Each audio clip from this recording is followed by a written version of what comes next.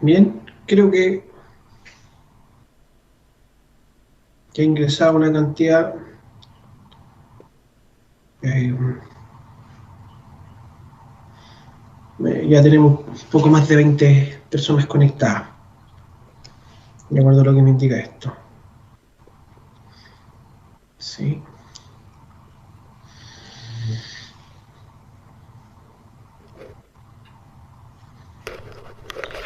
Ok, ok.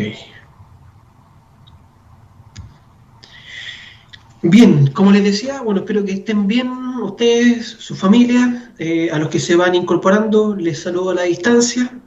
Para quienes no lo recuerden, mi nombre es Jorge Molina, académico de la Escuela de Pedagogía Básica, y junto con el profesor Enrique nos dedicamos fuertemente al trabajo de la mención en historia, ¿ya? Y el día de hoy vamos a desarrollar nuestra segunda clase, podríamos decir estrictamente de contenido, eh, y por lo mismo recordarles algunos eh, mecanismos de trabajo que hemos desarrollado para que funcione muy bien. La idea es que mientras tengamos clases, todas y todos ustedes estén con el micrófono silenciado. Así evitamos los ruidos ambientes de sus casas, la dinámica familiar natural, y la idea es que nos concentremos en esto, y cuando usted tenga alguna pregunta que hacer, hay dos mecanismos. Uno de los mecanismos es que me escriba a través del chat y así yo voy leyendo las preguntas. O lo otro, si hago una pregunta muy puntual, a lo mejor también activar su micrófono y decirla para que todos escuchemos, ¿ya? Vamos probando qué resulta mejor, ¿ya? No tengo ningún inconveniente, pero si, por ejemplo, si todos quieren participar al mismo tiempo a través de voz, obviamente esto va a colapsar el sistema y no nos vamos a escuchar ninguno de nosotros, ¿ya? Así es que, pero vamos probando, ¿ya? Bien, a ver, tengo... Bien, acá está el Power. No sé si han visto, pero los Power anterior yo lo he ido subiendo a la UCM virtual para que ustedes los tengan y por lo tanto vayan posteriormente reforzando ciertos contenidos, ¿ya? La idea es que todos los materiales se los vamos a ir facilitando, ¿ya? En esta circunstancia muy especial en la cual estamos desarrollando este tipo de docencia. Bien, nosotros en la sesión pasada teníamos que leer una noticia y en torno a esa noticia reflexionar en torno a qué es lo que había ocurrido en esta localidad polaca, y ahí ustedes hicieron algunas intervenciones en torno a qué es lo que había acontecido. ¿Recuerdan? ¿Sí? ¿Recuerdan o no? ¿Sí? Espero que sí. Bien, entonces, Hedwabne, ¿ven la diapositiva que le estoy proyectando? Por favor, que alguien active el micrófono. Sí, profe, ¿se ve? ¿No, no se ve? Sí, profe, se ve. Muchas gracias. Impecable. Ya. Muy bien, gracias. Entonces, esta era la localidad polaca que habíamos reflexionado en la clase pasada, y que esta localidad polaca, y particularmente las noticias, por eso las compartí con ustedes, tenía o daba cuenta más bien de una situación compleja desde el punto de vista de análisis histórico, pero más aún compleja desde el punto de vista social, ¿ya? Y que ocurrió en Polonia. Y es que la historia, podríamos decir oficial, había dicho, y ahí había una serie de rituales que se hacían cada cierto tiempo, había placas conmemorativas, habían dicho que en Hedwabne se había desarrollado una matanza de población judía, y efectivamente las personas que habían cometido tal crimen habrían sido los nazis en la ocupación que hacen de Polonia. Eso era, podríamos decir, la historia oficial, ¿ya? Sin embargo, un trabajo de Ian Gross, que logra entrevistar y recuperar la memoria y la historia oral de sobrevivientes de esa situación, dijeron otra cosa completamente distinta. Dicen, ojo, no, aquí no fueron los nazis quienes asesinaron a los judíos en Hedwabne, sino que más bien fueron los mismos habitantes de Hedwabne quienes ejecutaron esa matanza cruel por lo demás, y además se quedan con las propiedades, ¿ya? Y por tanto se instaló un silencio, un olvido, y se fue instalando cierta historia oficial en esa localidad. Por tanto, esa noticia era bastante cruda, por una descendiente de estas personas, y tensionaba lo que eran los actos oficiales, la historia oficial, con la memoria y cómo esto podía tensionar desde abajo a esta historia oficial, ¿ya? Por lo tanto, cuando nosotros reflexionamos en torno a qué había ocurrido con Hugh Wagner, podríamos afirmar, y ahí era como la síntesis a la cual llegamos a la clase pasada, que las fuentes orales entregan lo que otro tipo de fuentes no entregan, ¿ya? En esencia, las fuentes orales son subjetivas y también son vivenciales, y por lo tanto, desde el punto de vista del historiador, cuando concurra una historia oral, tiene que tener esa claridad, porque le va a entregar algo que las fuentes oficiales del Estado, de las instituciones públicas, de la prensa, posiblemente no le entregue, ¿ya? Por lo tanto, muchas veces la memoria tensiona esta historia oficial, ¿ya? A veces la complementa, y otras veces la tensiona, es decir, muestra una realidad completamente distinta, ¿ya? Por lo tanto, los estados permanentemente utilizan las conmemoraciones oficiales como intento de controlar la memoria y la historia, ¿ya? Es decir, es muy frecuente que, por ejemplo, para fiestas patrias se hagan desfiles en las plazas públicas, verdaderas paradas militares con niños escolares, y lo que ahí se busca es rescatar el sentido patrio de nuestros grandes héroes que ayudaron al proceso independentista. Y eso es una forma de establecer la historia y la memoria y masificarla en ciertos actos oficiales. Y eso se hace frecuentemente, ¿ya? Por lo tanto, la memoria a veces también puede incomodar estas verdades oficiales, y por lo mismo se vuelve subversiva. Cuando hablo de subversiva, hago referencia, para que quede claro el concepto, de que existe una versión oficial y lo subversivo, sub, que está bajo, de ahí viene el concepto submarino, que está bajo el mar, ¿cierto? Puede tener una mirada distinta a esta versión oficial, y por eso es subversiva. Hay procesos históricos que han ocurrido que a veces lo subversivo se vuelve posteriormente oficial, y a ese nuevo oficialismo aparecen también voces subversivas, ¿ya? Y ahí tenemos una serie de ejemplos a lo largo de la historia, por ejemplo, la latinoamericana, ¿ya? Hay muchos ejemplos, ¿ya? Las memorias históricas son procesos de construcción desde abajo que tienen una discursividad propia, ¿ya? Y por lo tanto tensionan la realidad que está constituida de fuentes oficiales. Profe, disculpe. ¿Sí? No se está viendo la diapo. ¿En serio? Sí. Ya. ¿Y ahora? Todavía no. ¿Todavía no? Hola, profe, sí se ve. Quizá ahí ya no tienen seleccionada la pantalla. Ah, puede ser. Sí, Por y favor. lo otro, profesor, ¿puede grabar la clase?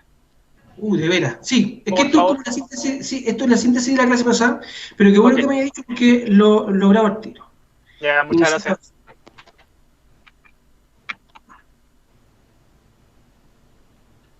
Muy bien, está iniciada la grabación, pero como eso era, podríamos decir, el resumen de la clase pasada, o perdón, de la última parte de la clase pasada. Eso.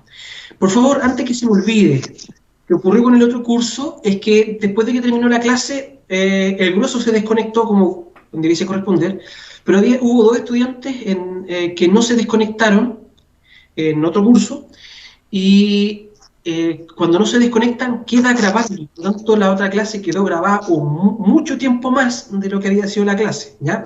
Así que una vez que terminemos, por favor desconectarse todo y cerciorarse que efectivamente fueron desconectados, ¿ya? Bien, volvemos entonces. Habíamos quedado ahí, ¿ya?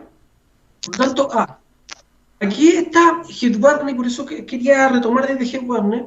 También nos invita a la reflexión en torno a esta mirada tradicional de la historia, que existía la historia oficial, la verdadera historia, la historia total, la historia de los países, pero a mediados del siglo XX comenzó a circular esta idea de que existía la historia de los vencedores y de los vencidos, ¿ya? Hay un audio que está prendido por ahí para que lo desconecten, para que no escuchemos de lo que ocurre en sus casas, por favor.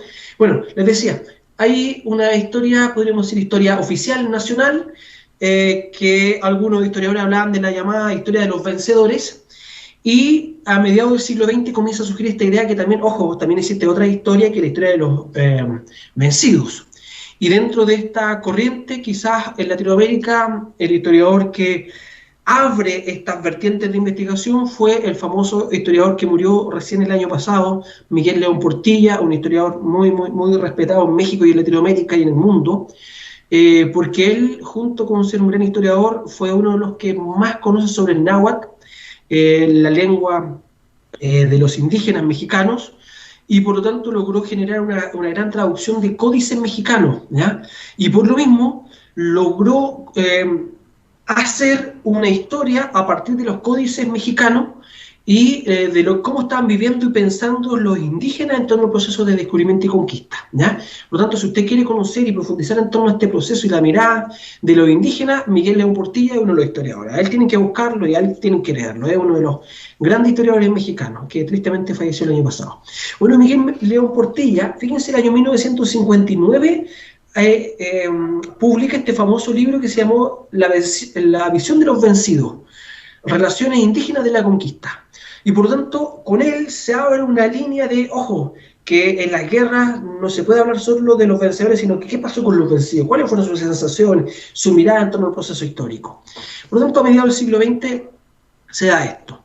Pero ¿qué es lo que ocurre, por ejemplo, a la luz de esta especie de historia dual entre vencedores y vencidos? ¿Dónde podemos situar lo que ocurrió con Gedwabne?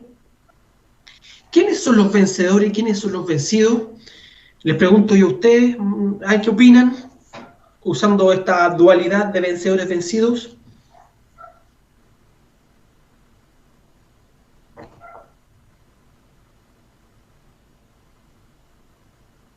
¿Pueden opinar? ¿Quién se le ocurre que podrían ser los vencedores y los vencidos de acuerdo a lo que ocurrió en Gedwabne? Esa es la pregunta.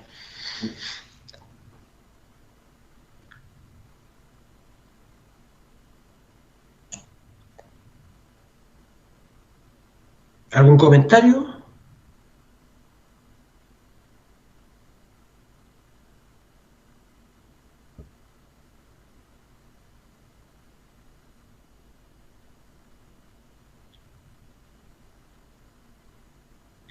Bueno, ahí hay un comentario de una compañera de ustedes que lo hace a través del chat y dice,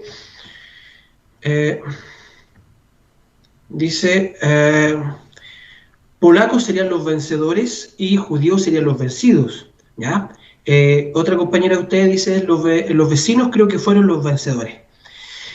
Fíjense lo complejo de la historia. Tradicionalmente hablábamos en Gedwabne que eran los polacos, perdón, la ocupación nazi alemana habrían sido los vencedores y los judíos polacos, o la población polaca, habría sido la vencida. Sin embargo, la historia es bastante más compleja a veces de estas dualidades y se nos complejiza, porque en una misma comunidad eran vecinos de igual a igual, quizás sin grandes diferencias económicas, ¿ya? Que podían vivir una casa al lado de la otra, pero esta dualidad, a veces, esta matriz, es difícil de aplicar a todos los procesos históricos, ¿ya? Y por lo tanto, entre vecinos, ¿quiénes habrían sido los vencedores o los vencidos? Una forma quizás los muertos habrían sido los vencidos y los que sobrevivieron ahí, que fueron los asesinos, habrían sido los vencedores, sí, ¿ya? Sin embargo, ahí se nos cruza también, bueno, ¿qué pasó con los nazis? ¿Ya? ¿Qué pasó con los nazis? Por lo tanto, a veces los procesos históricos son mucho más complejos que las dualidades vencedores-vencidos, ¿ya? O hay veces en las cuales, en ciertos procesos históricos que uno analiza, no necesariamente hay vencedores ni vencidos, ¿ya? Sino que hay procesos económicos, sociales, culturales, que no podemos aplicar mecánicamente esta dualidad vencedores-vencidos, ¿ya?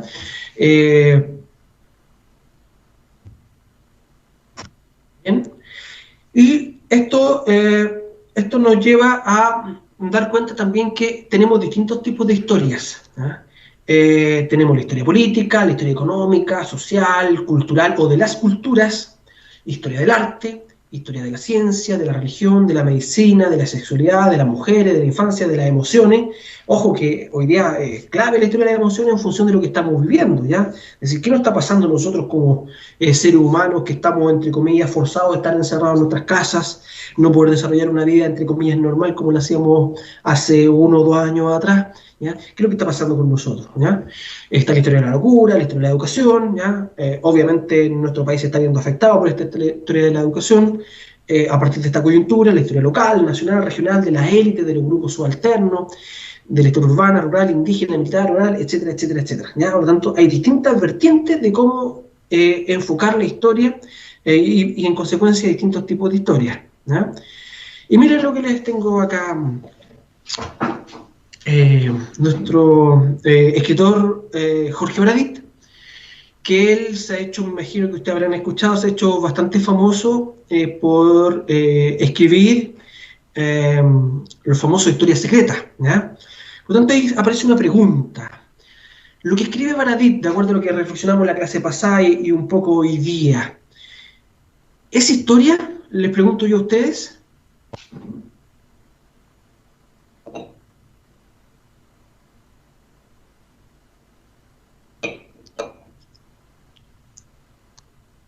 ¿Es historia lo que escribe Jorge Baradit?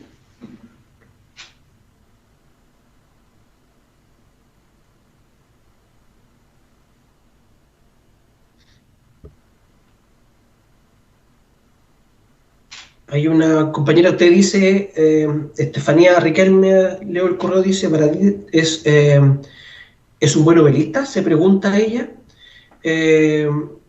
Por otro lado, J. Pía 1988, estoy leyendo los correos electrónicos, por favor. Sí, todo acontecimiento de historia. ¿Ya? Ahí tenemos, podríamos decir, 2 miradas distintas en torno a lo que hace Jorge Baradit. ¿Ya? ¿Alguna otra opinión en torno a si lo que escribe Jorge Baradit es historia o no es historia?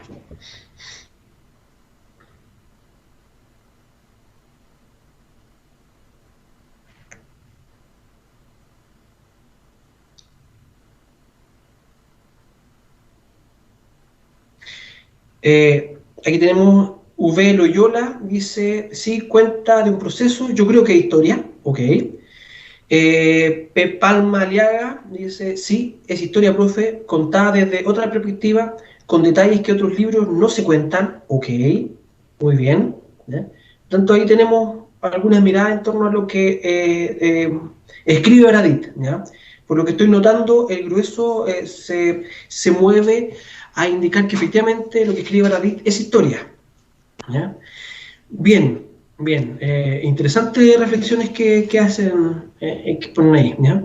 Y bueno, Baradit, como aparece en la diapositiva, efectivamente es un fenómeno de ventas, a un tipo que como escritor, un muy buen escritor, antes de los libros de Historia Secreta de Chile, él tenía algunos libros, algunas novelas muy, muy buenas. Yo recuerdo haber leído hace muchos años atrás 5 con Z, 5. Por favor, es una novela contextualizada en el Chile de los años 60-70, en la cual plantea una historia distinta, y dentro de esa historia distinta es que el gobierno de la Unidad Popular habría sobrevivido, no habría habido golpe de Estado, y en tiempo de la Unidad Popular se articula una serie de computadores para ver los problemas que tenían en tiempo de la Unidad Popular de abastecimiento, se articulan los computadores a nivel nacional y para ver, bueno, qué insumos faltan en cada una de las provincias del país, y por lo tanto si en algún lado falta trigo, a lo mejor otra región tiene trigo, y lo sube la información y se conectaban todos los computadores. Por lo tanto ese habría sido el primer internet en el mundo, ¿ya? Es decir, la conexión de redes de computadores. Y eso trabaja Baradit en 5, y Chile habría llegado a ser una potencia tecnológica, ¿ya? Es un libro muy, muy interesante, muy entretenido. Si alguno de ustedes tiene la oportunidad de leerlo, léalo, ¿ya? Para entretenerse, ¿ya? Y ahí era conocido Jorge Baradit. Sin embargo, cuando logra construir o presentar este famoso libro Historia Secreta de Chile, el 1, que ya varios, creo 3 o 4 versiones, ahí le va muy bien, y a pesar de que esto comenzó boca a boca, alguien empezó, y hay un libro muy bueno, muy entretenido, y se convirtió, como dice ahí la imagen, en un fenómeno de ventas, ¿ya? Sin embargo, cuando uno hace la reflexión en torno al producto que Baradit presenta, que es el libro, y particularmente el tomo 1, uno puede, hay cuestionamiento en torno a la obra de Baradit si efectivamente hay historia, ¿ya? Nadie duda de que lo que presenta ahí Baradit ocurrió, ¿ya? Es decir, esos acontecimientos como ustedes escribían ahí, ¿ocurrieron? Sí, efectivamente ocurrieron, ¿ya? Es decir, por ejemplo, sale ahí la imagen que Arturo Prat creía en el espiritismo, sí, ¿ya? Y que se conectaba con los muertos en la segunda mitad del siglo XIX, sí, ¿ya? De hecho, eso era el pasatiempo de moda en la segunda mitad del siglo XIX en Chile, de desarrollar prácticas espiritistas, ¿ya? Eso ha sido investigado y publicado particularmente por el historiador Benjamín Vicuña, apellido Vicuña, no recuerdo el nombre, pero es Vicuña, es primo del actor Benjamín Vicuña, y es el historiador que aparece, algo habrán hecho por la historia de Chile, ¿ya? Bueno, ese historiador se hizo conocido en Chile por escribir la historia del espiritismo en Chile en el siglo XIX. Por lo tanto, era la moda, y Arturo Prat, como un ser humano chileno de la segunda mitad del siglo XIX, también practicaba el espiritismo. Para las personas que estamos más imbuidas profesionalmente en el ámbito de la historia, eso lo sabíamos. Por tanto, de que Arturo Prat haya practicado el espiritismo, no era la verdad ninguna novedad, nadie reveló ningún tipo de secreto, era la moda del siglo XIX. Sin embargo, esa información que se desarrolla en el mundo de los historiadores tiene hoy día hasta el día de hoy una dificultad no menor, que tiene que ver con cómo ese conocimiento en historia de especialistas baja o se masifica al público común y corriente. Una forma de que esto se haga es que efectivamente en el mundo académico se traspase, por ejemplo, a los profesores en formación y los profesores en formación, por lo tanto a los escolares, ¿ya? Y esa es una forma, y por lo tanto la idea es que obviamente cada uno de los académicos que les dicte cursos tienen que estar idealmente lo más actualizado posible en torno a cuáles son los grandes debates en torno al área que trabaja, en historia, en ciencia, lenguaje, matemáticas, el área que sea, ¿ya? Y por tanto así se masifica. Es una forma. Sin embargo, nos queda un resabio muy fuerte de gente que, por ejemplo, se educó en los años 80, 90 y no tiene acceso hoy día a la masificación del conocimiento actualizado en torno a las áreas, ¿ya? Por ello los historiadores, junto con escribir, porque también los libros de historia tienen un lenguaje muy técnico, ¿ya? Muy denso, y además con mucha cita, porque ustedes saben que el historiador tiene que dar a conocer todas las fuentes de dónde sacó la información, no puede quedar nada al azar, no puede decir nada general, todo bien respaldado. Y por lo tanto, para una persona que no está acostumbrada a tomar un libro y ve una cantidad de citas, de notas abajo a pie de página, la verdad, no es muy atractivo, ¿ya? Por lo tanto, pero esa es la forma en la cual en historia se construye el conocimiento, puede decir, a través de publicaciones, libros o revistas indexadas en publicaciones de alto impacto, que puede ser Latindex, Cielo, Scopus, Easy, WOS, que son donde se publican, ¿ya? Las revistas de especialistas en historia. Sin embargo, lo que hace Baradit es, notando un vacío, es decir, la historia profesional no está masificando el conocimiento. Lo que hace Baradit es tomar este conocimiento que otros han desarrollado y la masifica. Y además lo hace a través de un título bastante atractivo, es decir, historia secreta. Lo que Baradit nos presenta es como que viene a develarnos una historia que ha estado oculta y que ha estado escondida para el chileno, ¿ya? Y la verdad es que no estaba escondida, estaba ahí. Lo que pasa es que hay un problema de trasvasije de esta información especializada que el público común y corriente no llega a ella por las distintas razones, ¿ya? Y además que los historiadores se han dedicado a escribir para especialistas y no para público masivo. Y ahí entra con fuerza el fenómeno de Jorge Baradit, porque Jorge Baradit lo que hace es tomar el conocimiento de especialistas, ¿ya? Y lo presenta como algo novedoso. Fíjense que esto le generó un fuerte revuelo en el mundo de los historiadores, porque los historiadores, podríamos decir, se generaron dos grandes bloques. Hay unos que decían, sí, ojo, Baradit aporta bastante porque está acercando los procesos históricos, la historia, el pasado, información en torno al pasado, al público común y corriente. Y hay un gran aporte que hace Jorge Baradit en esa línea, ¿ya?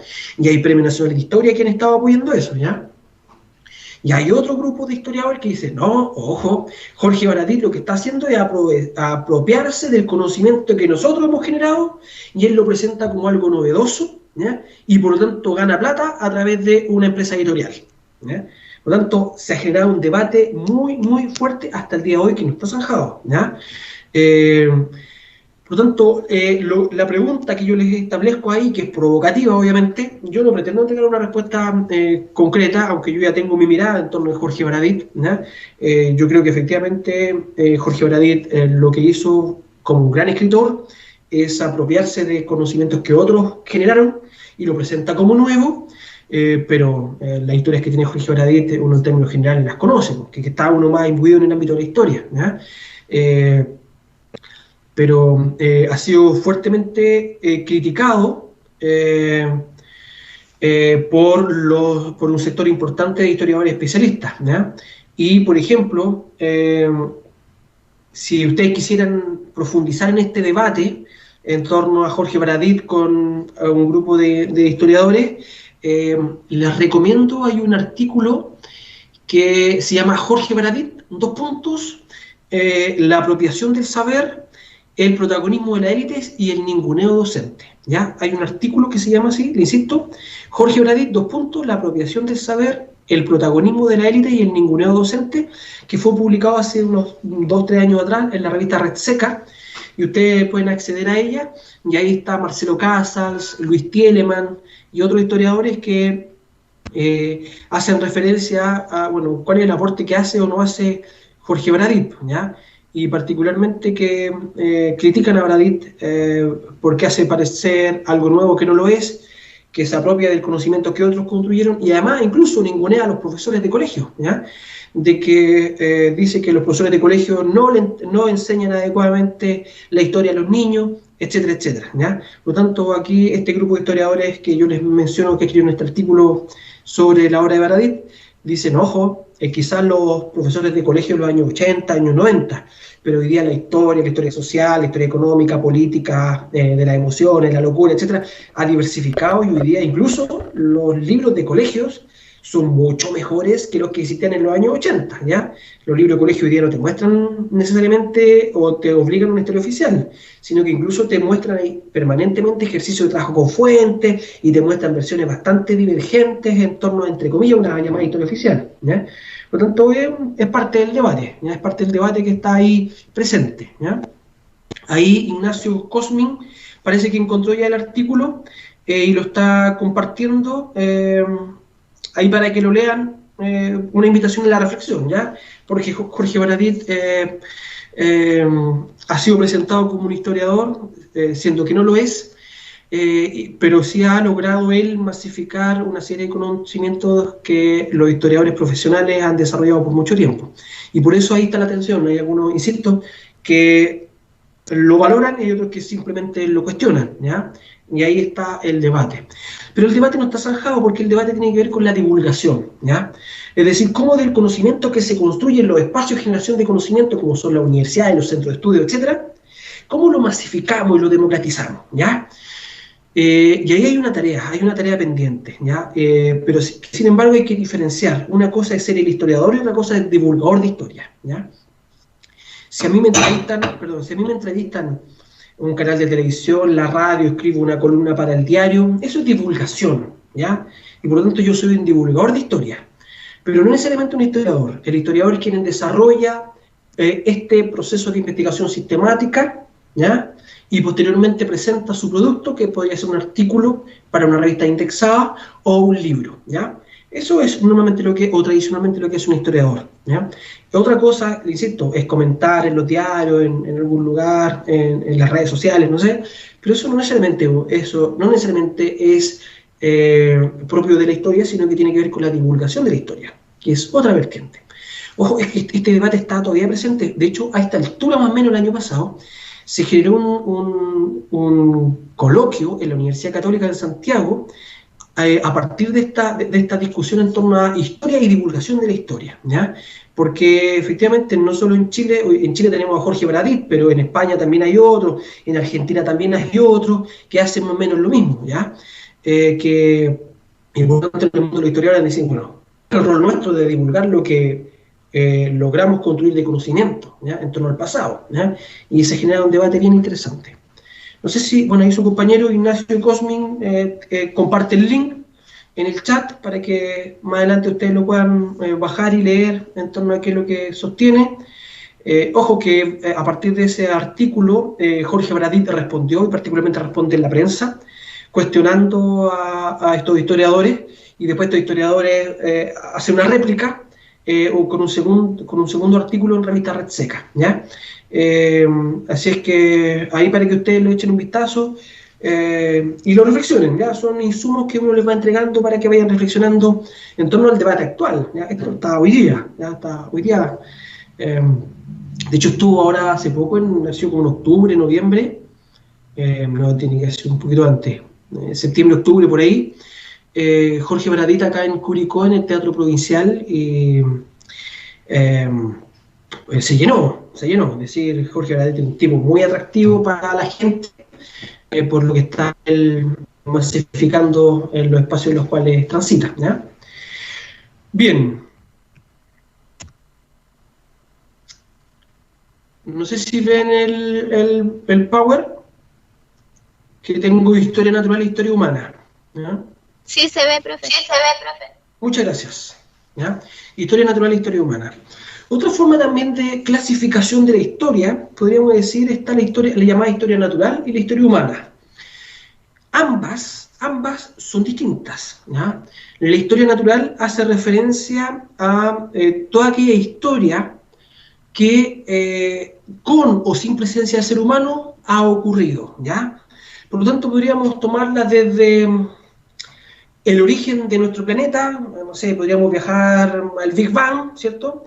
13.800 millones de años hacia atrás, y desde ahí que se comienza a conformar nuestro planeta y cómo distintos seres vivos han habitado en él y cómo se han desarrollado distintos procesos climáticos, naturales, geológicos que han ido transformando el paisaje, y por tanto eso también podríamos decir es historia, pero historia natural. Sin embargo, la que normalmente nosotros desarrollamos es la llamada historia humana, desde la aparición del Homo sapiens sapiens, como nosotros lo conocemos hasta el día de hoy, y por lo tanto ambas historias tienen también marcos temporales distintos y también tienen especialistas distintos y tienen fuentes distintas con las cuales abordarlo. Por ejemplo, para la historia natural, yo no puedo concurrir, no sé, a la prensa, a documentos oficiales del Estado, porque simplemente no existía el ser humano. Por lo tanto, ahí para la historia natural está la botánica, está la geología, está la geografía, etcétera, ¿ya? Que me ayudan a comprender los procesos, incluso la climatología, los procesos naturales que vio el planeta, ¿ya? Y la llamada historia humana, aquí tengo otras disciplinas, tengo otros especialistas, tengo la historia misma, tengo la economía, tengo la sociología, la antropología, que me ayudan también a explicar ciertos procesos. Y tienen otro tipo de fuentes, aquí entra la escritura, también los insumos que ha ido generando el ser humano para poder comprender a las distintas sociedades que han ido surgiendo, ¿ya? Por lo tanto, la llamada historia natural y la historia humana son distintas. La historia humana es pequeñísima en relación a la historia natural, que es gigantesca, ¿ya? Hay un libro que se llama Los orígenes de las civilizaciones, de Gordon Childe, el libro antiguo, ya del siglo de los años 60, y ese libro, que está en el Fondo de Cultura Económica, en la colección Breviario, en los primeros capítulos habla de los marcos temporales, y ahí refleja cómo la historia natural es tan amplia y la historia humana es tan breve, ¿ya? En relación a estos marcos temporales, ¿ya? Y si nosotros vemos, por ejemplo, de cuánto es la presencia del ser humano en nuestro planeta, y como les decía, nosotros hacemos esta una analogía, como la hizo Carl Sagan, ¿cierto? En esta famosa serie televisiva norteamericana que era Cosmos, ¿ya? Entiendo que van a hacer una actualización ahora pronto de Cosmos, ¿ya? Él hace una analogía, bueno, si nosotros tuviésemos que llevar la historia natural de todo el universo y de nuestro planeta a un año calendario, el 1 de enero, como aparece ahí en la imagen, sería el Big Bang, ¿cierto? Hace 13.800 millones de años atrás, ¿ya? Y por lo tanto, en marzo aparecerían las primeras formas que se comiencen a conformar en el universo. En agosto recién aparecería el Sol, ¿ya? En noviembre, fíjense, los organismos multicelulares, ¿ya? No sé, en diciembre surgen una gran cantidad de seres vivos que han pasado a la llamada prehistoria de nuestro planeta. Recién el 24 de diciembre, fíjense, están ahí lo que son los dinosaurios, ¿cierto? El 25 de diciembre aparecen los primeros ancestros mamíferos, ¿ya? Y así. Y el 29 de diciembre desaparecen los dinosaurios, se supone una explosión, un cometa que había impactado la Tierra y cambia las condiciones climáticas y por lo tanto no logran sobrevivir los dinosaurios. Y el ser humano no aparece, es decir, llegamos al día 31 de diciembre y el ser humano aún no aparece. Por lo tanto, fíjense la larga historia del planeta y del universo y la breve historia que representa al ser humano. ¿Ya? A veces nosotros nos quedamos como que el ser humano es tan relevante e importante en el planeta y ojo, el ser humano tiene una presencia minúscula en términos de la historia que ha tenido el planeta, ¿ya? Por lo tanto, los primeros ancestros aparecerían recién el último día, pero a las 9:24, a las 21:24 horas, es decir, quedan pocas horas para que termine el último día, ¿ya? De hecho, recién el hombre actual aparece 6 minutos antes que termine el año, ¿ya? La invención de la escritura sería 15 segundos antes que termine el último día, ¿ya? Las pirámides de Egipto fueron construidas 10 segundos antes que termine el último día, y un segundo, más o menos, sería hace más de 500 años, en la cual habría llegado Cristóbal Colón a lo que hoy día conocemos como América. Por lo tanto, en esta relación, ¿ya? Si ustedes se fijan, la presencia del ser humano en relación a la historia del mundo es bastante minúscula, y ahí también nos sitúa, es decir, como una especie súper reciente y también súper frágil, ¿ya? Yo lo digo permanentemente, yo no soy biólogo ni pretendo serlo, pero ustedes bien saben que el ser humano es un ser vivo sumamente frágil, es decir, el ser humano logra sobrevivir en ciertos rangos de temperatura. Si el ser humano se eleva, no sé, 10 grados sobre la temperatura adecuada de su propio cuerpo, es muy probable que muera. Si también baja 10 grados sobre su temperatura adecuada, es muy probable que muera. Si no recibe oxigenación en 1 o 2 minutos, muere, ¿ya? Si no consume agua en 1 o 2 semanas, es muy probable que muera, ¿ya? Por lo tanto, es un ser vivo súper frágil, y a veces nosotros tenemos esta idea, quizás respaldada por la tecnología, creemos que somos una especie que podemos sobrevivir fácilmente, y ojo, no es tan así, ¿ya? Bien, este es un marco temporal, es una forma de ver la temporalidad y precisar cuál es la presencia del ser humano en el mundo, ¿ya? Por lo tanto, aquí llego a lo que quiero trabajar con fuerza hoy día, que es el tiempo histórico, ¿ya? Aquí tengo una definición del tiempo histórico de Whitron, ¿ya?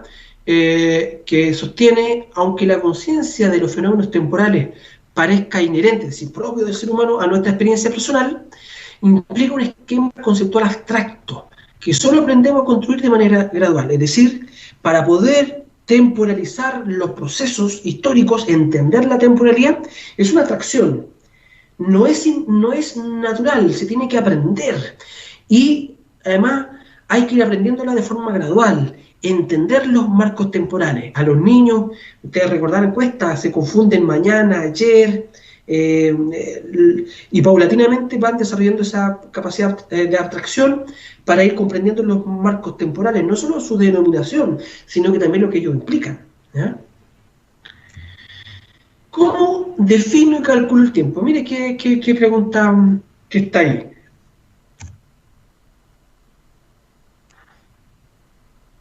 Y aquí tengo una primera aproximación.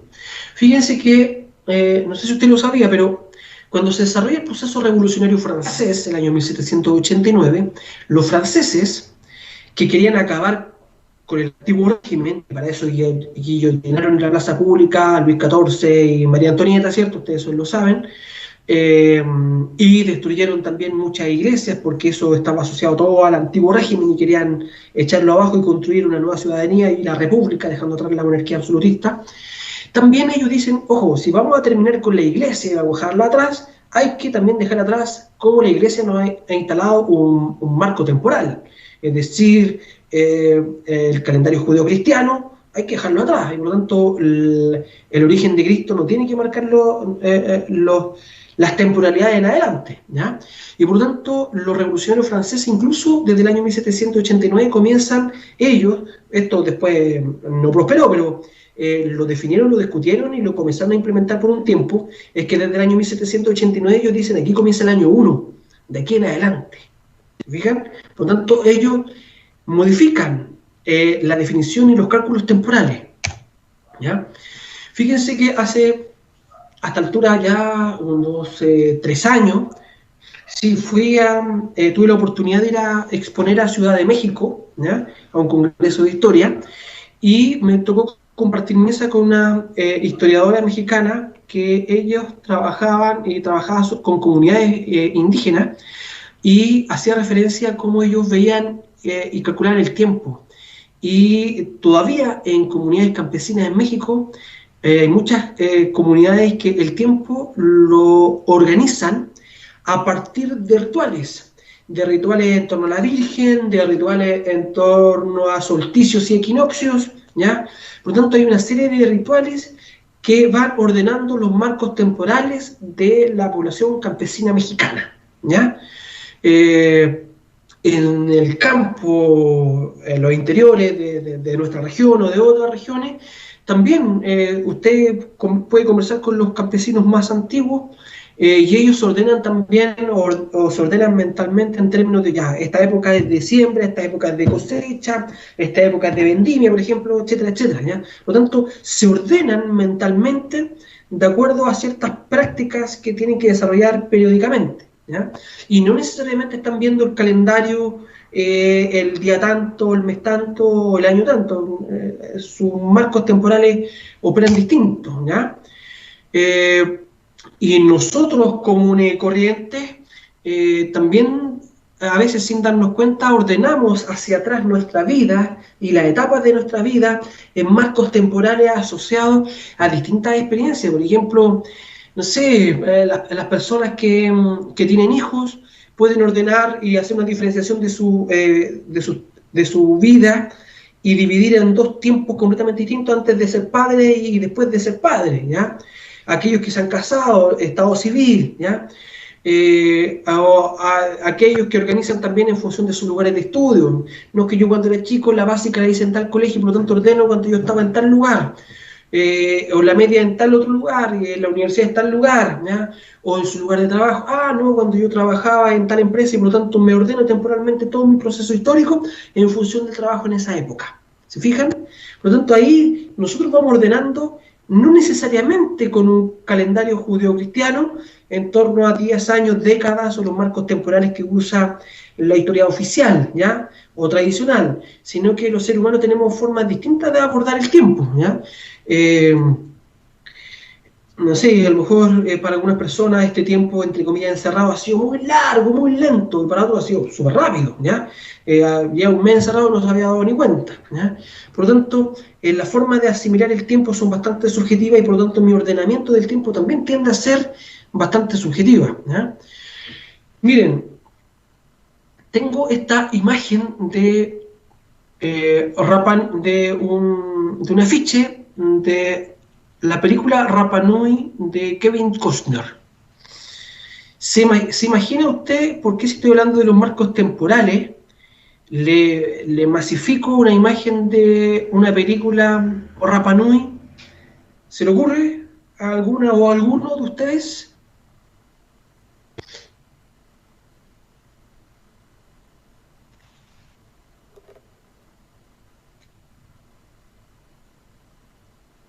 ¿Cómo puedo vincular esta película Rapa Nui de Kevin Costner del año 94, entre paréntesis, con las temporalidades de la historia? Bueno, hay una persona dice porque organiza su tiempo respecto a rituales, sí, o sus diferentes culturas, sí, efectivamente, la población Rapa Nui organiza también sus temporalidades en función de eso, ¿ya? Y me dice, me imagino, ya no he visto la película. Sí, es una forma de, ¿ya? Pero le voy a contar otra forma, y por eso traje esa película, es que Isla de Pascua, que hoy día se llama Isla de Pascua Rapa Nui, ¿ya? Cambió drásticamente a partir de esa película. Era una Rapa Nui completamente distinta antes de esta película y después de esta película. ¿Cómo una película va a cambiar la historia de un pueblo, una cultura en esta isla? Sí, la cambió, ¿verdad?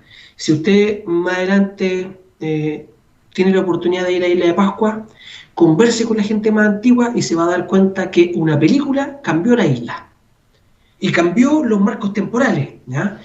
¿Por qué? ¿Qué ocurrió? Rapa Nui desde los años 50, 60 comienza a ser conocida a nivel mundial, de que era un lugar autóctono, distinto, alejado, y comienzan algunas personas a visitarla, muy pocas, por lo menos muy pocas, pero llegaba ahí y por lo tanto comienzan a conocerse poco a poco. En los años 70 se comienzan a hacer las primeras, 60, 70, las primeras excavaciones importantes para comprender un poco el fenómeno de los Moai, entre otras cosas. Sin embargo, el cambio más importante se desarrolla una vez que Kevin Costner llega con un equipo importante a la isla a filmar la película Rapa Nui. Y al momento que llegan con un staff gigantesco, prácticamente se apoderan de toda la capacidad hotelera de la isla, y estuvieron harto tiempo, un año y tanto ahí grabando la película, y mientras estaban ahí, ellos, muy interesados con hacer esta película, sin quizás considerarlo, transformaron fuertemente la cultura de la isla.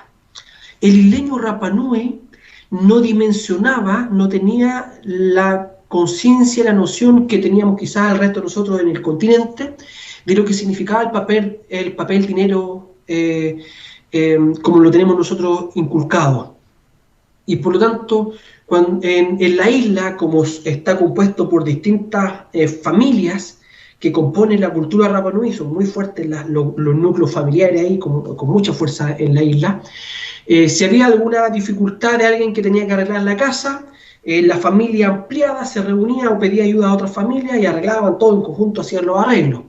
Sin embargo, cuando llega Rapa Nui, llega Kevin Costner con su equipo, genera un cambio cultural no menor, porque comienzan a contratar a la gente para actuar como extras que estaban ahí en la película, y le empiezan a pagar, y le pagan mucho dinero para la realidad que los Rapa Nui del dinero que manejaban, ¿ya?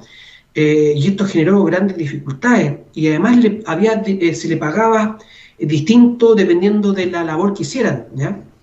Miren, yo tuve la oportunidad, el verano anterior, no este verano que recién acaba de terminar, el verano anterior, estar en la isla, y conversaba con algunos viejitos isleños, y había un par de viejitos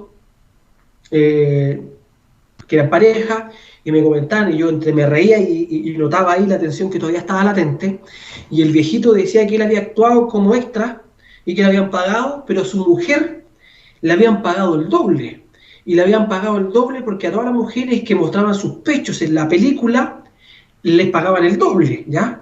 Y por tanto él hasta el día de hoy estaba, y la cara se le desfiguraba, indignado y con vergüenza, decía, ¿cómo yo voy a permitir que mi mujer muestre las pechugas y todos le vean las pechugas a mi mujer? ¿Ya?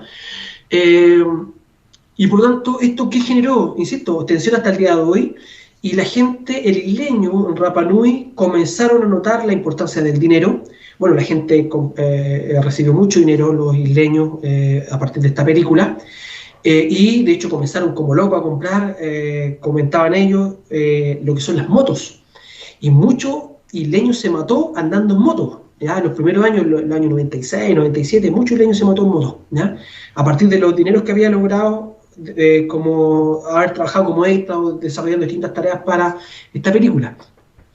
Y a partir de eso, la gente se comenzó a acostumbrar a recibir pago por el trabajo realizado. ¿Ya? Y hoy día, entre los mismos Rapa Nui ya no se apoyan como antes, sino que incluso se cobran para hacer ciertas tareas. ¿Ya? Y por lo tanto, cuando uno conversa con la gente en Rapa Nui, dice, ojo, hay una historia de Rapa Nui antes de la película y una después de la película. ¿Ya? Esta película permitió que en los 90 se conociera mucho más la isla y comenzara a llegar una gran cantidad de turistas. Y hoy día la isla sobrevive gracias al turismo. ¿Ya? Sin embargo, en términos culturales generó una mutación no menor, un quiebre no menor, que hasta el día de hoy está ahí esa herida, ese quiebre a quienes sintieron de que su cultura se resquebrajó, se perdió, se mutó a partir de esta película. ¿Ya? Por lo tanto, por eso yo les traía esta película a colación. Aquí tengo...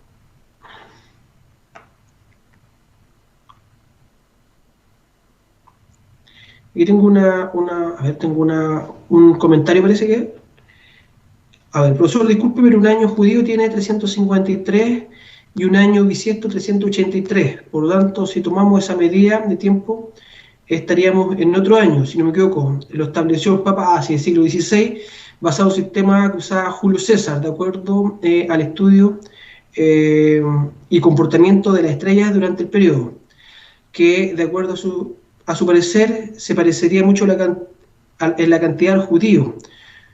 Por eso se cree que viene de allá, o me equivoco. No, sí, efectivamente, en el siglo XVI se hace esta modificación de los marcos temporales, sí, tiene toda la razón, ¿ya? Está en lo correcto. ¿Ya? Bien, miren, el tiempo, como en memoria del pasado, es una abstracción, como yo les decía.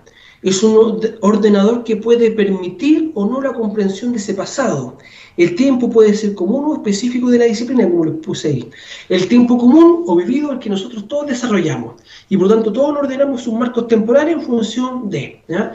Yo, por ejemplo, puedo decir mi historia personal, laboral, a lo mejor si yo utilizo rangos laborales, digo ya.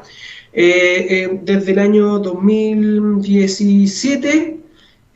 yo estoy trabajando en la Universidad Católica del Maule, pero antes de eso yo trabajaba en Santiago, trabajaba en la Universidad de San Sebastián, trabajaba en la Universidad Católica de San Enrique y también trabajaba en un colegio, ¿ya? Por lo tanto, y antes hasta el año 2009 yo trabajaba únicamente en colegio, desde 2010 trabajaba en colegio y universidad. ¿Se fijan? Eso se podría decir en términos laborales como yo puedo ordenar mis rangos temporales, ¿ya?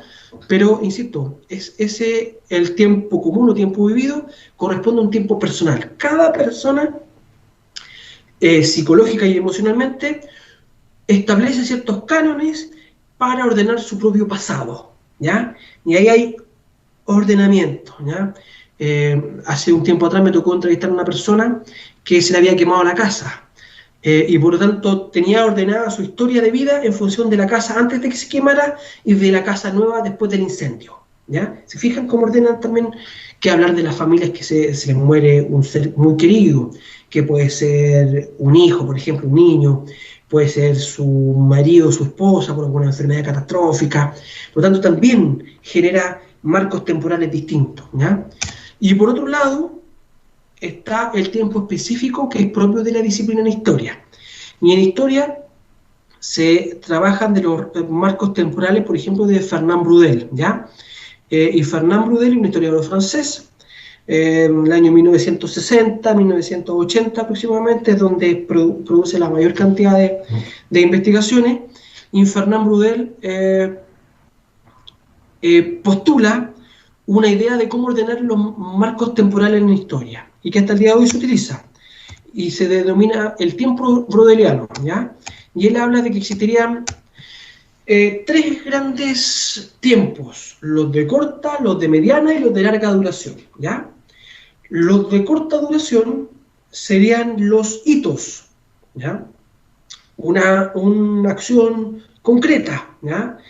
Los de mediana duración, por su parte, ya no serían hitos, sino que más bien serían procesos, coyunturas. Y los de larga duración darían cuenta más bien de estructuras, ¿ya? Políticas, económicas, culturales, sociales, que subyacen a una serie de grandes procesos e hitos, ¿ya? Por lo tanto, serían tres formas completamente distintas de abordarla. Es decir, por ejemplo, si yo quisiera ver y ejemplificar, yo puedo decir que un proceso de corta duración como un hito puede ser, como ahí lo dice, el comienzo de una guerra, es decir, los alemanes invaden Polonia, ¿cierto? En septiembre del año 1939, ¿ya? El 1 de septiembre, si no me falla la memoria, el 1 de septiembre del año 39, invaden Polonia. Y eso es un hito, una fecha específica, ¿ya? Súper acotada. El proceso, que es mediana duración, sería la guerra misma. ¿Se fijan? Por tanto, ahí en la guerra hay varios años, hay varias batallas, hay varias masacres, por tanto, esa sería de mediana duración. Una guerra, la Segunda Guerra Mundial, sería de mediana duración, que dura entre el año 1939 hasta el año 1945, ¿cierto? Mediana duración. Y de larga duración pueden ser, ¿qué es lo que subyace ahí? ¿Cuáles son las estructuras económicas de los países en conflicto, ¿ya? Es decir, los países, por ejemplo, Estados Unidos o Inglaterra, ¿ya? Son países capitalistas, ¿ya? Y en términos políticos, ideológicos, son liberales. Y por otro lado había otro país que por mucho tiempo tuvo una estructura que fue más bien socialista, con un Estado centralmente planificado como la Unión Soviética. Y por otro lado tenemos la experiencia nazi, que lo que ellos buscaban era reconstruir el Tercer Reich, el gran imperio alemán, y esa era, podríamos decir, su historia, que es su intento de reconstruir este gran imperio, ¿ya? Por lo tanto, esas son estructuras más largas, ¿ya? Otro ejemplo, el día que asume en Estados Unidos Barack Obama como presidente, ¿ya? Y algunos decían, ojo, un gran hito para la humanidad, que en uno de los países más importantes llegue un afrodescendiente a ser presidente de la República, ¿ya? O en Chile, cuando el primer gobierno de Michelle Bachelet, una mujer que llegue a, ¿ya? El proceso sería el gobierno de Barack Obama, que fueron 8 años en Estados Unidos. Michelle Bachelet fueron 2 gobiernos, ¿cierto? En distintos momentos, cada uno de 4 años, pero de larga duración, independiente de Barack Obama en Estados Unidos y de Michelle Bachelet en Chile, en este caso, el machismo no terminó con Michelle Bachelet siendo presidente de la República, y en Estados Unidos el racismo no terminó con tener a un presidente de color liderando Estados Unidos, ¿ya? Por lo tanto, hay otros elementos que son de más larga duración y que tienen que ver con estructuras sociales, culturales, ¿ya? Imaginarios que están ahí actuando. Y por lo tanto, independientes de los procesos que hayan dentro de, o del hito de la corta duración, hay procesos de más larga duración que están ahí, que subyacen, ¿ya? Perdón. ¿Y de qué se preocupa la historia? Se preocupa efectivamente de comprender los procesos de mediana duración en procesos de larga duración, utilizando también acontecimientos o hitos de corta duración. Eso hace el historiador. Es decir, si voy a analizar una guerra, por ejemplo, la guerra contra Perú y Bolivia, en la llamada Guerra del Pacífico, Guerra por el Salitre, ya, bueno, ¿qué es lo que pasaba ahí en larga duración? ¿Cuál es la estructura económica productiva de los países en litigio? ¿Cuál era, no sé, lo imaginario? ¿Cuál era la enemistad que existía previo a la guerra entre Chile con Perú, Chile con Bolivia, ¿ya? Y que esto van a estar ahí condicionando el conflicto, ¿ya? ¿Cuál era el interés económico, cierto? De mediana duración, cómo fue la guerra, y en hitos, ya cómo fue la toma Morro de Arica, combate naval de Iquique, Puntangamo, no sé, el arribo de las tropas chilenas a Lima, etcétera, etcétera, ¿ya? Por lo tanto, ahí tenemos una serie de hitos, pero hay que entender la larga duración, hay que entender la mediana duración y hay que entender la corta duración. Consultas, dudas hasta el momento.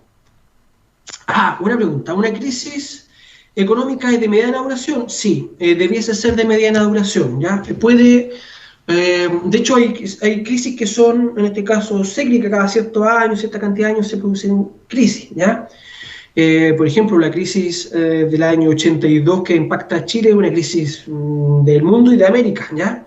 Después tenemos otra de las grandes crisis, que va a ser la crisis asiática, el año 97-98, después tenemos la subprime de Estados Unidos, el año 2008-2009 en adelante, y es muy probable que este año y el próximo a lo mejor tengamos crisis, ¿ya? Por lo tanto, cada cierto rato sean crisis. Sin embargo, en esos ejemplos que les di, 3 o 4, sigue siendo Chile una economía de corte neoliberal. Por lo tanto, eso sería, podríamos decir, la larga duración, la economía neoliberal, capitalista neoliberal. Y la crisis serían procesos, ¿ya? Dentro de esa crisis. Procesos dentro de esa economía. Y cada una de ellas tendría hitos emblemáticos, ¿ya? Y que sería de corta duración.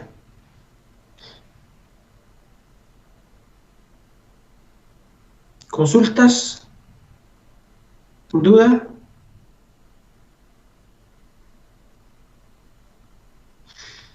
Ok, y otra, a ver. Viendo lo que está pasando a nivel mundial, las pandemias como la de hoy sería de corta, mediana o mediana duración, viendo lo que pasó con las anteriores. Hoy día va a ser de mediana, esperemos, ¿ya? No es un hito, ¿ya? Claramente ya han pasado varios meses, no solo en donde se supone que parece que en China, sino que esto ya llegó a Europa y claramente nos está afectando en América Latina. No es un momento, no es un día, no es una semana, sino que esto está recién comenzando y por lo tanto sería un proceso de mediana duración, ¿ya? Ojo, hay procesos de mediana duración que pueden transformar la estructura de la sociedad, sí. Estoy pensando, por ejemplo, con la peste bubónica en Europa, en la cual, si yo utilizo como fuente el libro de Ruggiero Romano, Los fundamentos del mundo moderno, habla de que el 42% de toda Europa muere por la peste bubónica. Y esto generó cambios culturales importantísimos, ¿ya? Aparte de los demográficos, los sociales, sino que también cambios culturales. Mucha gente se comenzó a alejar, de la religión, ¿ya? Porque comienzan a ver a Dios como un Dios castigador, y por lo tanto hay algunos que se aferran mucho más a Dios en esa Europa, y hay otros que se alejan y comienzan a masificarse los cultos oscurantistas. Y la Iglesia Católica responde con el Tribunal de la Santa Inquisición. Por lo tanto, ahí hay un fuerte proceso de cambio cultural que se desarrolla post-crisis de la peste bubónica. Hay que hablar en términos económicos y demográficos. Hubo localidades en Europa en la cual murió toda la gente, ¿ya? Y hay otras en la cual murió la mitad de la población, otras algunos. Se habla de que en Europa, a lo menos todas las familias en Europa perdieron a lo menos a un familiar por la peste bubónica. Insisto, murió prácticamente la mitad de toda Europa, el 42% de acuerdo a los datos de Ruggiero Romano, ¿ya? Otra pregunta, profe, ¿la lucha de las mujeres por el derecho a voto sería de larga duración? Buena pregunta, ¿ya? A ver, yo creo que como la pregunta, fíjense la pregunta que me relata su compañera, dice, por el derecho a voto sería de larga duración. Yo puedo responderle, es una pregunta bien interesante, pero yo puedo responderle que en términos generales sería de mediana duración, ¿ya? Y mediana duración porque la larga duración sería efectivamente, bajo la lógica electoral, sería efectivamente el machismo que subyace en las prácticas políticas. Y esas son mucho más largas que la lucha de la mujer por el derecho al voto, ¿ya? Por lo tanto, las luchas que son bastante variadas, con distintas formas que se desarrollaron en el mundo a poder acceder al voto, fueron distintas. Es decir, el proceso, las sufragistas europeas, norteamericanas, fueron distintas a las chilenas, ¿ya? Y por lo tanto, el proceso de acceso al voto a la mujer también se fue dando en distintos momentos, ¿ya? Por lo tanto, sería el proceso de lucha para que la mujer pueda optar al voto, sería un proceso de mediana duración para modificar una estructura política machista electoral que existía y que subyacía a la sociedad por mucho tiempo, ¿ya? Por mucho más tiempo. Y les puedo decir más, la mujer accedió al voto, tiene una mujer de presidenta, pero el machismo aún no termina. Y estos, insisto, son cambios culturales que son profundos, son muy largos, ¿ya? Y yo les voy a decir, honestamente, la diferencia de ustedes conmigo a lo mejor en edad no es tan abismante, pero es muy probable que tengamos varios elementos en común, a lo mejor hay otros que no, en términos de educación. Discúlpeme, yo amaba a mi abuela, pero mi abuela, yo cuando iba a la casa de mi abuela no, ella decía que nosotros los hombres no nos metíamos a la cocina, no lavar loza y un montón de cosas, ¿ya? Y por lo tanto, eso era una práctica que mi abuela, criada de un estilo machista, masificaba, ¿ya? Mi madre no, mi madre, todos teníamos que hacer lo mismo, ¿ya? Es decir, hombre, mujer, le daba lo mismo y éramos en principio de igualdad, ¿ya? Que podríamos decir un poco más aventajada en relación a mi abuela. Pero hay elementos culturales que están ahí presentes todavía en nuestra sociedad, y nosotros, en la sociedad que vivimos y que nos hemos educado de esto, estamos paulatinamente desarropándonos de estas vestimentas machistas que hemos traído por mucho tiempo, y estamos recién acostumbrándonos a mirar de manera, podríamos decir, en igualdad y equidad a la mujer, con una carga cultural muy pesada, ¿ya? Y fíjense lo que ocurrió este verano con los humoristas, que han tenido toda una historia de humor machista y ahora recién están haciendo el ejercicio, ¿ya? Atrasado, todo lo que usted quiera, ¿ya? Pero recién lo están haciendo, ¿ya? Y es que afortunadamente y a buena hora la mujer se ha ido empoderando mucho más en la sociedad y está exigiendo y demandando su espacio como corresponde, ¿ya? En igualdad y en equidad, pero de esto, discúlpeme, en los años 80, 70 esto no se daba, ¿ya? Y por lo tanto la mujer había alcanzado el voto, pero en términos de condiciones equiparables al ser humano, hombre, la mujer como ser humano estaba considerablemente socialmente más abajo, ¿ya? Les pagaba el salario era un tema, las labores que se les reconocían, ¿ya?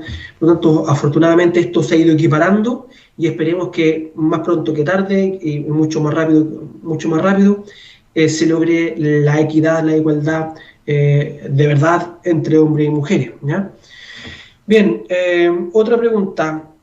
Pero no se puede marcar un hito, ejemplo como la peste negra. Sí, de hecho, los procesos de mediana duración tienen muchos hitos. Y en Chile que hayan votado, por ejemplo, las mujeres para una elección municipal y posteriormente para una elección presidencial, son hitos dentro de un proceso, ¿ya? Claramente, ¿ya? Bien. Por ello, estos marcos temporales grandes que tiene el mundo occidental, de edad media, edad moderna, edad contemporánea, son básicamente convenciones de especialistas, de historiadores, grandes historiadores, que han establecido ciertos periodos de historia que le dan cierta unidad, ¿ya?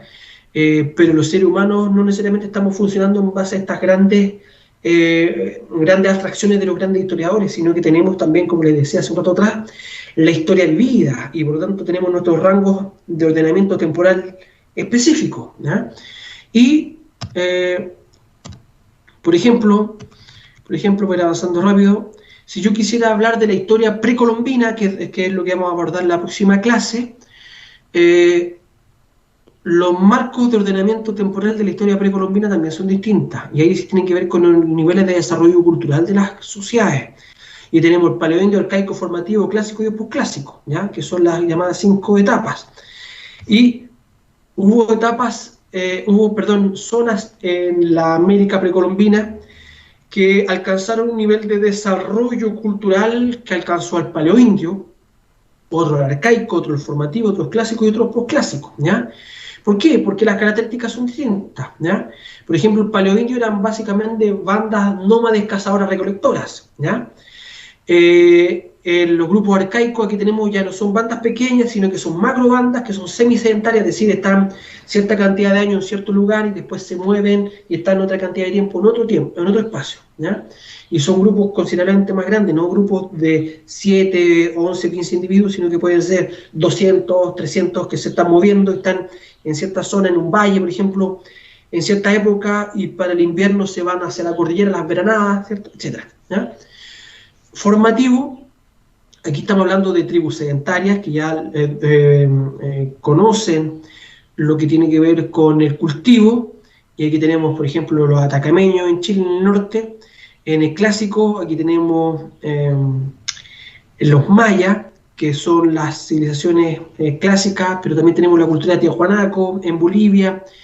Eh, Tenemos también la cultura nazca en Perú, etcétera, ¿ya? Y en Centroamérica los mayas, que son los emblemáticos, ¿ya? Por lo tanto, son sociedades complejas, son civilizaciones ya. Y el posclásico, aquí ya no estamos hablando de civilizaciones, sino que estamos hablando de imperios. Y tenemos los aztecas en Mesoamérica, y tenemos los incas, que abarcaron prácticamente desde Ecuador hasta la zona centro-sur de Chile, ¿ya? Esa fue la zona en la cual abarcan la extensión del imperio incaico, ¿ya? Por lo tanto, esas son las zonas, ¿ya? Por lo tanto, acá ya no se organizan ellos de la antigua, edad media, edad moderna, edad contemporánea, sino que para poder comprender los procesos históricos y sociales y culturales de la América precolombina, es decir, previo a la llegada de Colombo o Colón, ¿ya? O prehispánicas, usamos etapas culturales, insisto, paleoindio, arcaico, formativo, clásico y posclásico. Por ello, en el Chile actual, en el actual territorio chileno, si nosotros viéramos qué etapa de desarrollo cultural tuvimos, y ahí nosotros podríamos decir que tuvimos paleoindio, tuvimos arcaico, formativo y clásico y posclásico, ¿ya? Es decir, todas ellas tuvimos porque tuvimos influencia de Tiahuanaco, por ejemplo, y por tanto seríamos clásicos, ¿sí? Tuvimos la presencia incaica, ¿sí? Los atacameños que hablar, la cultura chinchorro en el norte, ¿cierto? En Arica, y también grupos nómades, Magallanes, en la Patagonia tuvimos varios, ¿cierto? Por lo tanto, la forma de organización de las etapas culturales tiene que ver con el nivel de desarrollo de esas culturas y de la complejización de esas culturas. Por lo tanto, no están ordenadas en años, en siglos, ¿ya? Para todos por igual, sino que tienen que ver con distintos niveles de desarrollo cultural. ¿Consultas? ¿Dudas hasta el momento? A ver.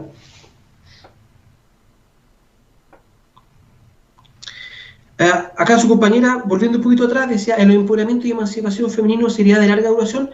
Mire, sí, ahí a lo mejor podríamos ver efectivamente un proceso, aunque sigo creyendo, puede estar equivocado, pero sigo creyendo que finalmente ese empoderamiento y esa emancipación de la mujer responde a un machismo, y que el que se quiere cambiar, que ese elemento cultural que se institucionalizó, que está debajo y que subyace a eso, es el machismo, ¿ya?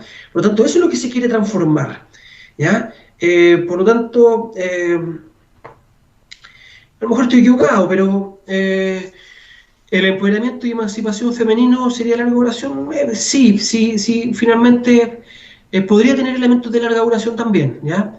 Aunque insisto, que el empoderamiento y emancipación propia de esa lucha femenina es contra este machismo, que es mucho más largo, tiene una data mucho más fuerte en términos culturales en las sociedades occidentales, ¿ya? Eso, ¿ya? ¿Alguna consulta, comentario hasta el momento para darle lo último del día de hoy?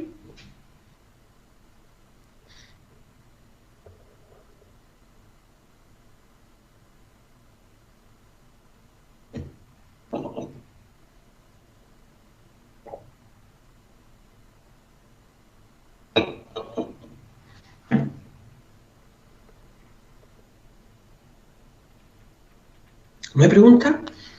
Bien, entonces le voy a cambiar. Parece que no hay pregunta. Le voy a compartir algo que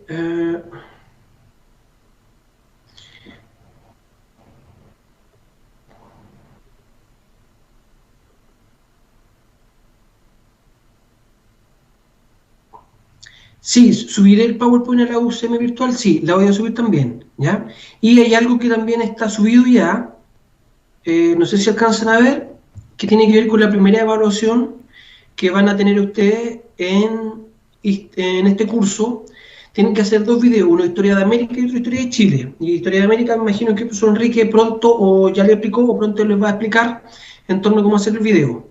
También tienen que hacer un video de Historia de Chile, que esta que yo les estoy presentando, ya la subí a la UCM virtual, está en la parte de pautas, ¿ya? De evaluación. En esa parte está, en una de las pestañas, sale presentación, Historia de América, Historia de Chile, y hay una que dice pautas. Ahí está esto que les estoy presentando, ¿ya? En la UCM virtual.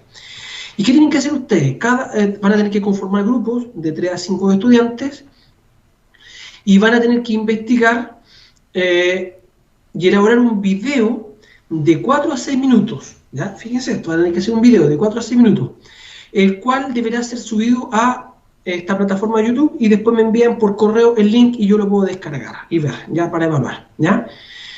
La evaluación se desarrollará con un avance del 27 al 30 de abril, es decir, hay 2 momentos evaluativos, en 2 semanas más. Yo les voy a pedir que me muestren un estado de avance, que ahí en la próxima diapositiva van a ver de qué se trata este estado de avance, y la semana del 4 al 8 me tienen que enviar el video, ¿ok? La presentación debe poner las principales, mire lo que tienen que hacer un video con los principales pueblos prehispánicos a través de un video sin cortes, donde demuestre dominio de los contenidos de forma clara, bien explícito, de acuerdo a lo que indica la pauta. Y ahí le adjunté un link en el cual usted lo va a pinchar y va a tener que ver cuál es el ejemplo. Un video en el cual usted, a través de frases breves, más imágenes, va jugando y va haciendo, insisto, el juego con imágenes explicando lo que tiene que ver con la presencia de los principales pueblos prehispánicos en el actual territorio chileno, ¿ya? Y la pauta, se lo voy a agrandar un poco, que ustedes, insisto, esta la tienen ya está en la UCM virtual, la subí ya, tiene 80 puntos y los 80 puntos se desagregan de la manera siguiente. Presentan estado de avance de su trabajo por videollamada, es decir, en 2 semanas más, yo le voy a decir, a ver, ¿cuál es el material que tienen? ¿Cuál es la información recopilada?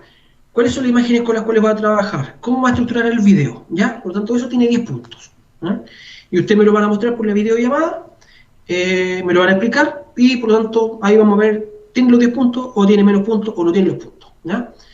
Después, el video cumple con exponer en 6 minutos los principales pueblos de Chile prehispánico, identificando al final del video, ahí usted puede subir una hojita en la cual identifiquen cuáles son los autores, el curso, Historia de América de Chile, la Escuela de Pedagogía Básica Convención, ¿cierto? Nuestra, la institución, Universidad Católica del Maule, y abajito, chiquito, mi nombre, ya que el académico que está a cargo, ¿ya?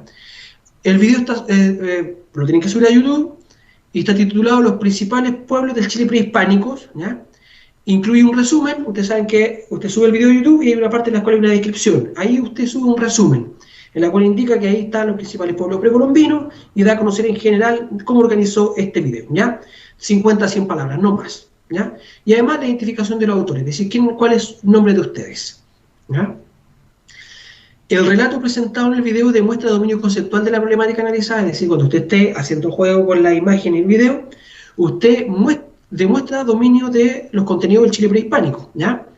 Para eso tienen que investigar, y por eso van a ser en grupo, para que vayan investigando en conjunto, ¿ya? Explica las principales características de los pueblos prehispánicos, dando cuenta de su ubicación temporal, ¿ya? Y espacial, es decir, dónde estaban ubicados, cuál es su ubicación temporal, de acuerdo al ordenamiento cultural del Chile prehispánico, como les decía, paleoindio, arcaico, formativo, clásico, posclásico, o puede ser también a partir de como referencia de la historia occidental, la antigua, media, moderna, contemporánea. ¿Ya? A lo mejor te pueden decir, mientras en Europa estaban en la Edad Media, estos pueblos estaban en esta zona, en el actual Chile prehispánico, ¿ya? Así. Bueno, tienen que explicar su organización social, su modo de producción, religiosidad, entre otras. Es decir, las principales características de cada uno de los pueblos de los principales pueblos de Chile, ¿ya? Establece de forma explícita lo menos una relación temporal, espacial o social entre la temática abordada y el presente. Es decir, de estos pueblos que usted expone en el video, ¿podemos establecer alguna relación de esos pueblos con el presente? ¿Sobreviven al día de hoy como pueblos? ¿Dejaron alguna herencia cultural importante en el lenguaje, la cultura, las prácticas culturales, etcétera? ¿Ya? O en esta zona donde antes habitaban, hoy día están estas ciudades, no sé, ¿ya? ¿Se fijan? Relación pasado-presente. Las imágenes que usted va a presentar en el videito que usted va a ir armando y las frases son contienen buena ortografía e incluye una adecuada articulación con lo relatado. Si usted está explicando y está subiendo la imagen en este videito que va a armar adecuadamente. Y finalmente, uso un lenguaje con buena dicción, explicando claramente la problemática asignada, uso de variación en los tonos de voz, sin chilenismos, ojo con esto, y privilegiando el registro de habla formal, ¿ya? Por lo tanto, aquí van ustedes a construir un material que les va a servir bastante a ustedes, pero también es muy probable que más adelante la puedan ver otras personas y quieran conocer a lo mejor de cuáles son los principales pueblos que tuvo Chile y puede usarlo en distintas partes de América Latina, ¿ya? Y ahí por eso les pedimos el sin chilenismo, sin usar palabras que nosotros utilizamos, sino que tratar de usar un lenguaje lo más formal posible, ¿ya? Consultas.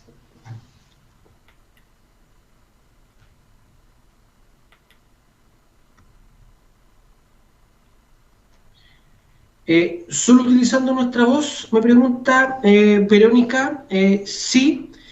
Yo le voy a dar, porque esto lo hemos hecho años anteriores, ¿ya? Y le voy a dar tips, como lo hicieron otros compañeros, que resultó bastante más fácil, ¿ya?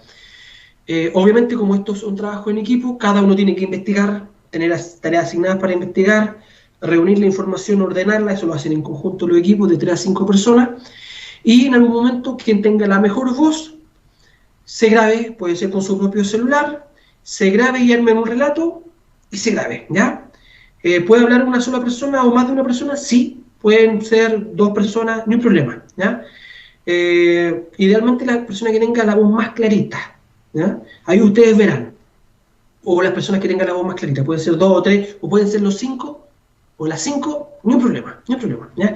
Eso lo definen ustedes, ¿ya? Pero que sea la voz clara, eso sí o sí. Y una vez que graben, por ejemplo con su propio celular, o si tienen grabadora impecable, tengan el audio, eso por una parte, y después cuando vayan a hacer el video, usted con su propio celular lo puede hacer. ¿Cuántos pueblos pueden ser? Yo no puse el número de pueblos, yo hablé de los pueblos lo más importante, por lo tanto usted tiene que hacer en su ejercicio investigativo cuáles son los pueblos más importantes, ¿ya? Pero claramente nosotros sabemos que es más de uno, ¿ya? De los que ha tenido el Chile prehispánico y que hasta el día de hoy pueden haber decidido o no, ¿ya? Bien, una vez que usted tenga la voz, el audio, usted con el audio, que usted ya se lo sabe y puede incluso tener el texto por ahí, ¿ya? Para ir haciendo ayuda a memoria, usted pone el audio y va haciendo el ejercicio de ir incorporando las imágenes y las frases en una cartulina, siendo grabados de arriba, para que vayan viendo cómo esto va ejerciendo cierta relación, ¿ya? Por lo tanto, usted no tiene que preocuparse del audio, porque el audio ya está. Y usted lo único que tiene que ir haciendo es que ese audio, o más bien usted coincida lo que usted está haciendo con sus manos, introduciendo imágenes en función de lo que está el audio. Y la grabación queda bastante más fácil que estar ahí hablando y me decía poniendo las imágenes, ¿no? Se van a confundir, va a ser medio problemático eso, ¿ya? El año pasado fue de un grupo de 6, pero no, este año son de 3 a 5 integrantes, ¿ya?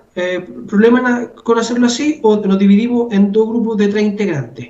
Tienen que hacerlo en 2 grupos de 3 integrantes, porque este año con los colegas en Talca y en Curicó acordamos hacerlo de 3 a 5 estudiantes, ¿ya? Así que eso, ¿ya? Para que ustedes ahí vean cómo se ordenan, y pusimos este número también amplio de 3 a 5, para que ustedes ahí vean cómo arman sus equipos de trabajo, ¿ya?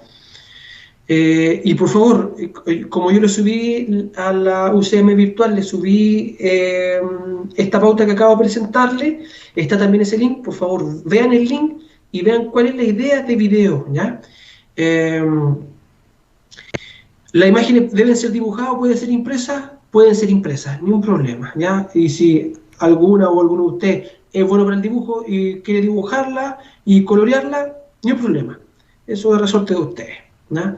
Véanlo como a ustedes más les acomode, ¿ya? Pero que las imágenes sean claritas, y también las frases que ustedes incorporen estén también redactadas de manera súper clara y bien, y que la grabación se haga muy muy bien, ¿ya?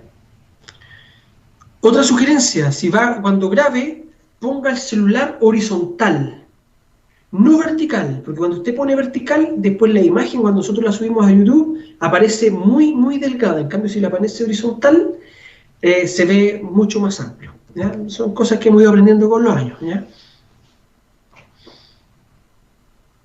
¿Consultas, dudas? ¿No?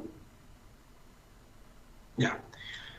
Entonces esa es una de las tareas que ustedes van a tener para la próxima clase, perdón, para 2 semanas más, en la cual ustedes, en el horario de clase, voy a comenzar a ir evaluando cada uno, bueno, cuánta es la información que recopilaron, cómo la tienen estructurada, cuáles son las imágenes que han ido construyendo para hacer su video, ¿ya? Eso lo vamos a hacer en 2 semanas más, ¿ya? Tienen 2 semanas para eso. Para la próxima semana, ustedes van a tener que leerse un artículo, ¿ya? Que vamos a trabajar en eso para la próxima semana, que se llama Mapocho Incaico, que se lo voy a subir a la UCM virtual, ¿ya? Y lo voy a compartir ahora también en artículo Mapocho Incaico.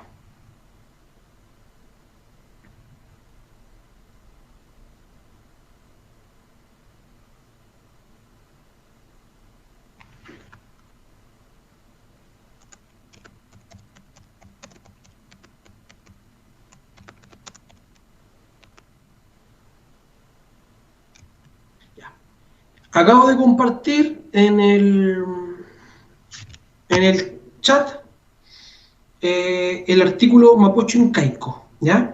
Y ese artículo tienen que leerlo para la próxima clase. Este artículo va a ser parte de las lecturas, va a ser considerado como parte de las lecturas de, del curso cuando venga la prueba, ¿ya? Por lo tanto, ese artículo tiene que leérselo sí o sí y va a ser parte central de la clase de la próxima semana, ¿ya? Así que ahí compartí el artículo con usted.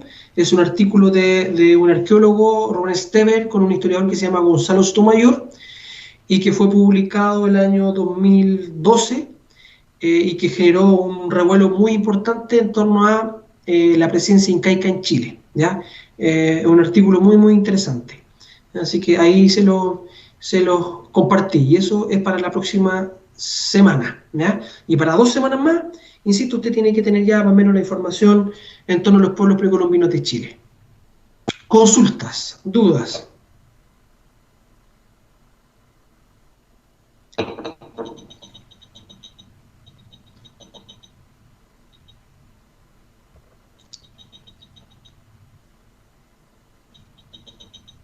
¿No hay consultas? Profesor, disculpe, una consulta, ¿Sí? en el avance, no le escuché bien. En el avance en 2 semanas más, ¿cierto? En dos, eso era la duda. Sí, en 2 semanas más. Es decir, la próxima semana usted tiene que traerse el artículo leído, este que acabo de compartir, y en la semana subsiguiente usted tiene que, con su grupo, que van a hacer el video, tienen que mostrarme ya cuál es la información que han recopilado, cómo las tienen estructuradas y cuáles son las imágenes. Esas 3 cosas tienen que en 2 semanas más mostrarme, ¿ya? Gracias. Okay. ¿Alguna otra consulta? ¿Duda? Ahí parece que hay una en el chat, la digo el tiro.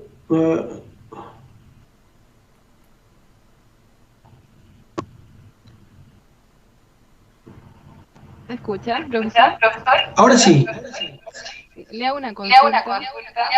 Dígame.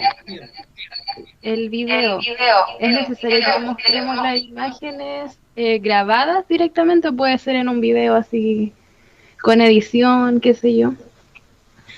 Mire, como todavía no han visto el modelo que yo les tengo ahí, y ahí les va a quedar hartas dudas, porque, a ver, si ustedes pueden observar mis manos, ustedes van a tener el audio, ¿cierto? Y la idea es que, por ejemplo, van a decir civilizaciones precolombinas de Chile, y van a poner un título que diga así, en una hoja de blog, puede ser en la mesa de su casa, con un mantel de un color opaco, se lo recomiendo, para que el brillo no genere contraste.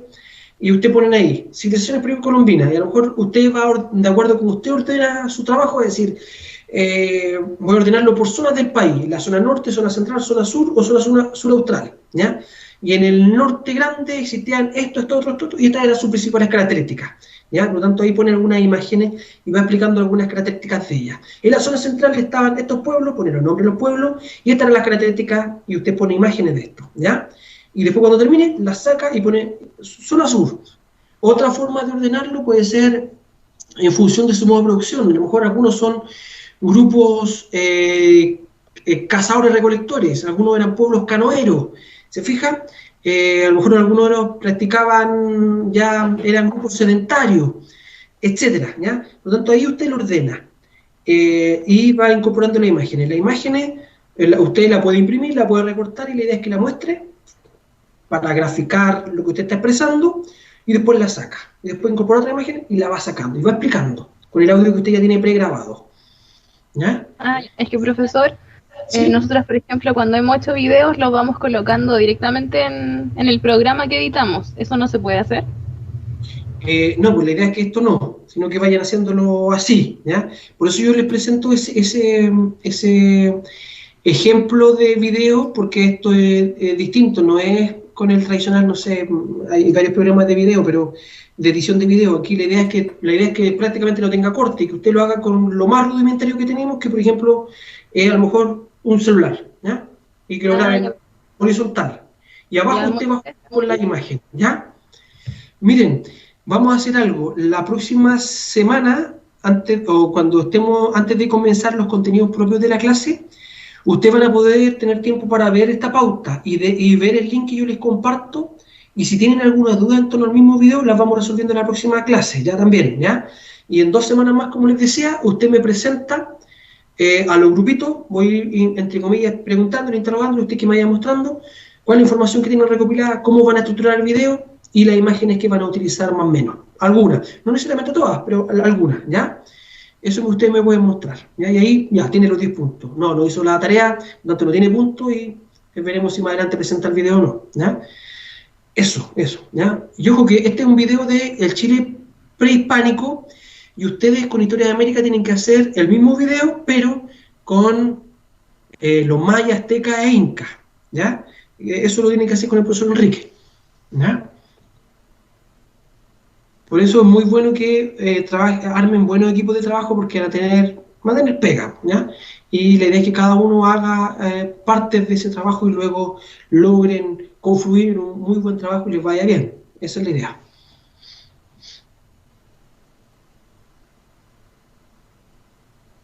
¿Alguna otra consulta? ¿Duda?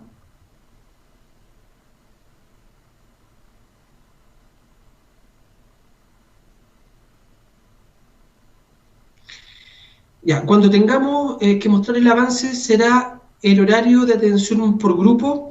Sí, miren, la idea mía es que ese día yo haga un ratito de clase y después ya empiece de acuerdo a un orden que tenemos que establecer, ya qué grupo, y va a ser muy rápido, ¿cierto? Yo los veo en 2 o 3 minutos cada grupo, tienen información, me explican cómo lo van a estructurar, ya, ¿tienen los puntos o no los tienen? Pum, vamos con el otro grupo, ¿ya? Así que si hay observaciones que hacerles, se la haré en ese momento para que pongan atención y hagan bien el trabajo, ¿ya? Así que eso. ¿Alguna otra consulta?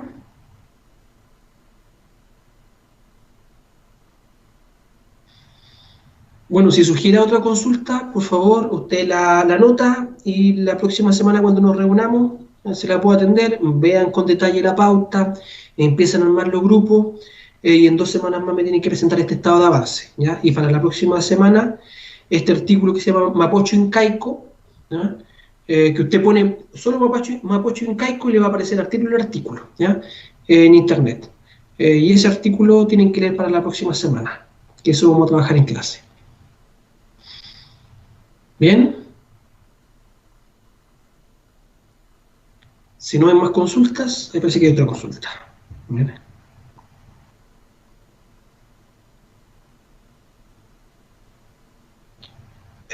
Cuando tengamos que mostrar el avance, sí.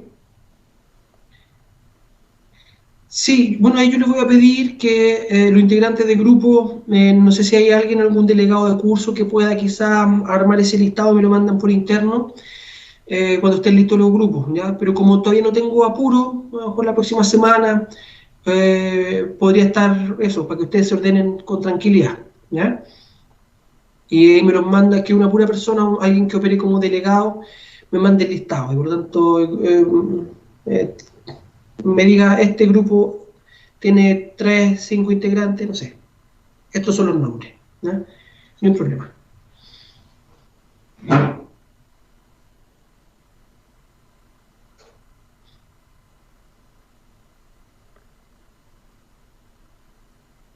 ¿No hay más consulta?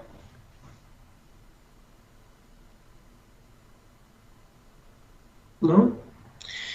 Bien, entonces lo dejaríamos hasta aquí por hoy día. Muchas gracias, un abrazo a la distancia. Por favor, desconectarse todos, porque tenemos grabada esta clase, por lo tanto, para que no quede, no se siga grabando, ¿ya? Si alguno de ustedes sigue aquí conectado, esto va a seguir eternamente, ¿ya? Hasta que se desconecte, ¿ya? Así que le mando un abrazo a la distancia y para la próxima clase, como les dije, el artículo Mapocho Incaico leído y en 2 semanas más, ustedes que ya tengan información y cómo van a estructurar más o menos el trabajo, ya del video. Eso pues, ¿ya? Un abrazo, que estén bien. Chao, chao. Chao, profe, que esté bien, gracias. Chao, que estén bien.